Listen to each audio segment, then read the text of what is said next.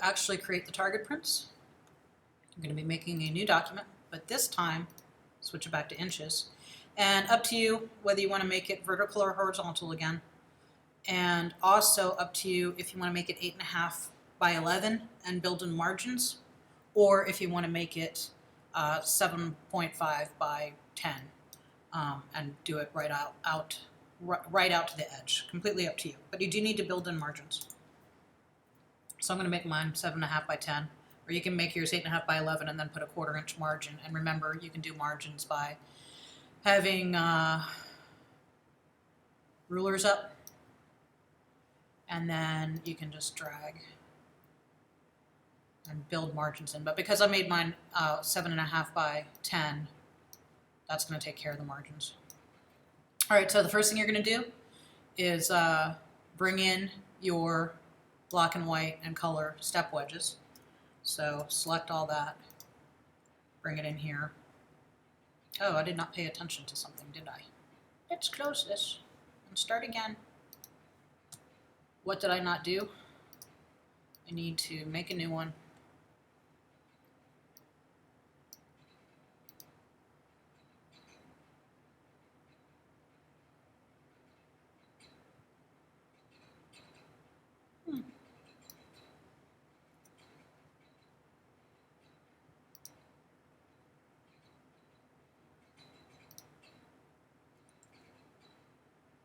Must have made my step wedge. Oh, when I made my step wedge, you guys, I didn't pay attention to resolution.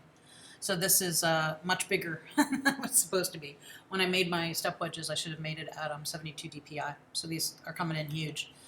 So what do? I'm going to scale it.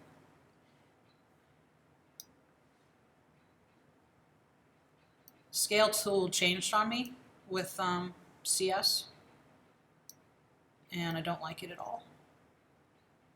Used to have to hold the shift key to do this, to keep it in proportion.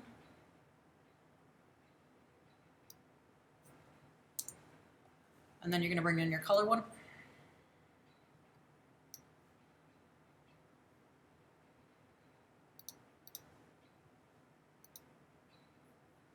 I have to scale it too.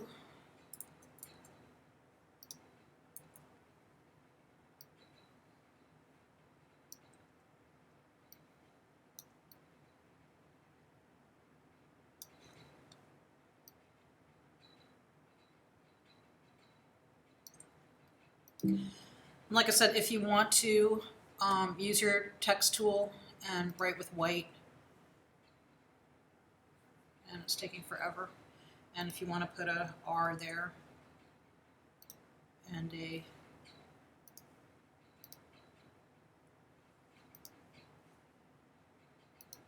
G there, and a B there, and go all the way down the line, and write it here too. So you want your 2 step wedges in there, and then I want you to bring in a variety of pictures, and you'll see in my PDF wherever it went. Something with some lights, something with some darks, something with some colors, and a skin tone is nice too. Doesn't matter what kind of skin tone, but a skin tone is nice too. I don't have these 4 pictures with me, so I'm just going to grab things from my hard drive. So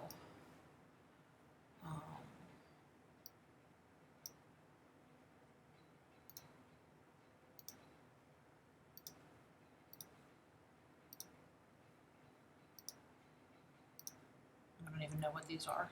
Oh, that's not going to work.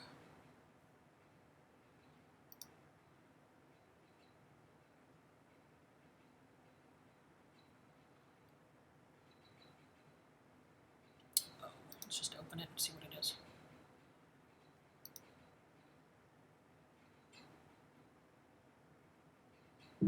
Oh, that's a nice one. You know, you guys all know Camera Raw. I'm not going to mess with this. And I'm not even going to mess with this. I'm just going to open the image. So there's a nice dark one. And of course, this is going to come in huge. And notice what I haven't done. I have not saved this at all, which I should be doing right now. But let me scale it first.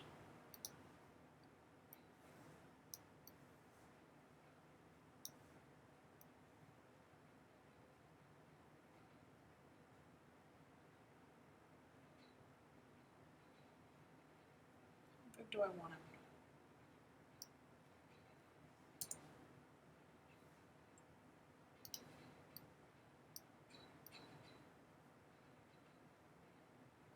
I feel like I can make it bigger.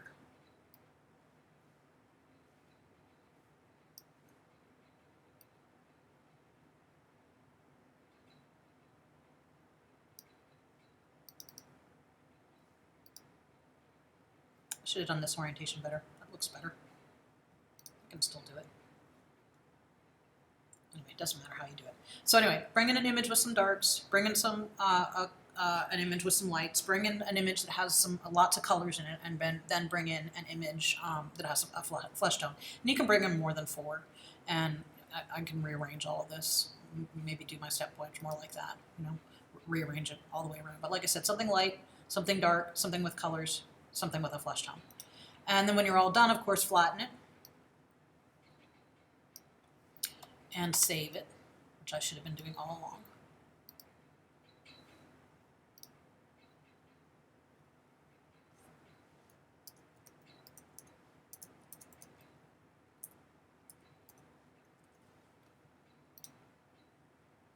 I'm going to undo, bring all that back, and save it again, in case I have to edit.